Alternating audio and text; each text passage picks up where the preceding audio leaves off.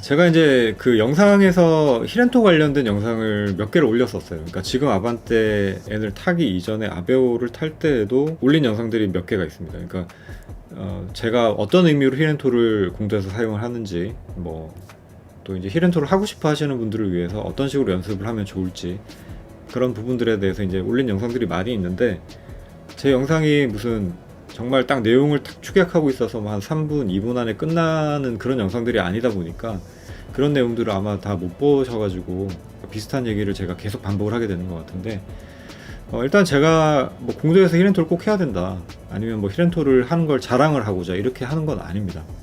제가 왜 하는지를 말씀드릴게요. 아까 뭐 직선에서 웬 히렌토냐라고 말씀을 하시는 분들이 있는데, 일단 히렌토가 뭔지에 대해서 간단하게 말씀드릴게요. 그 뭐 구글링만 해보셔도 많이 나오니까 찾아보시면 되겠고요. 일단 기본적으로 봤을 때는 히렌토라는 행위 자체는 수동 변속기에서 기어 변속을 할 때, 근데 이제 기어 변속을 할 때 상황이 감속을 하는 상황입니다.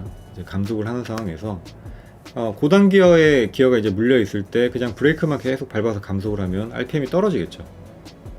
그러면은 엔진의 이제 파워라는 것들은 어느 정도 RPM하고 좀 비례 상승하는 경향이 있는데, 그러니까 뭐 1500rpm, 2000rpm보다는 3000, 4000rpm, 뭐 5000rpm 가면은 더 이제 힘이 좋아진다, 마력이 높아진다라고 볼 수 있는 거잖아요. 이제 그렇게 볼 수 있는데, 뭐 4000rpm 정도에서 주행을 하고 있다가 그냥 그 상태에서 기어 고정하고 브레이크만 쭉 밟아요. 그러면은 이제 속도가 줄어들면서 RPM도 계속 떨어지겠죠. 그래서 뭐 2000rpm, 1500rpm 떨어졌어요. 근데 그 상황에서 다시 가속을 하려면 어떻게 해야 될까요? 그러면 다시 힘을 낼 수 있는 영역까지 RPM을 끌어올리고 거기에 맞는 기어를 넣어줘야 되겠죠.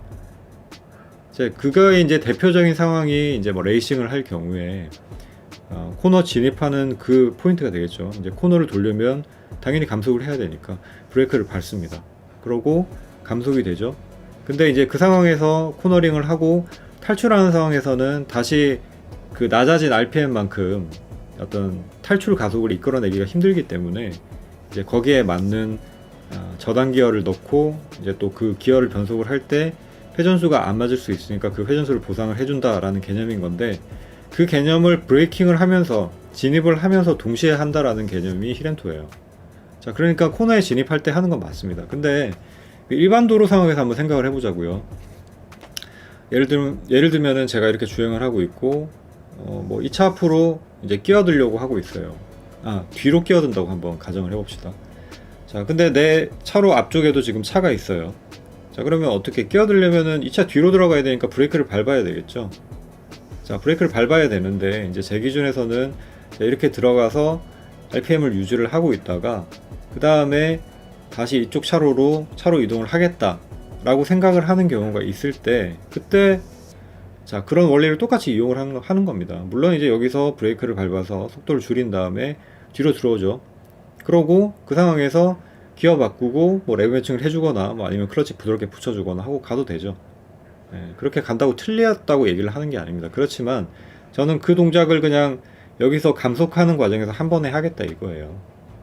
자, 그러면은 제가 하는 방법이 틀렸나요? 제가 뭔가 문제가 있는 방법으로 운전을 하고 있나요? 그건 아니죠. 자, 선택의 문제라는 겁니다. 여기서부터는.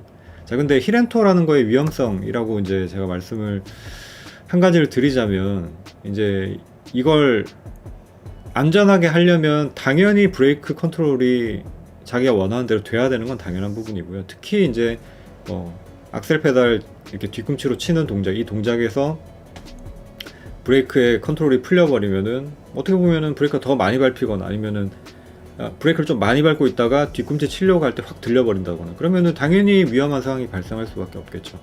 그러니까 그런 분들은 충분히 연습될 때까지 뭐 차가 없는 도로라든지 아니면 뭐 서킷이라던가 이런 곳에서, 공터라던가 뭐 이런 곳에서 연습을 하시고, 근데 이제 저는 그런 단계는 아니란 말이에요. 그렇기 때문에 제가 컨트롤 할 수 있으니까 그렇게 하고 있다라는 겁니다.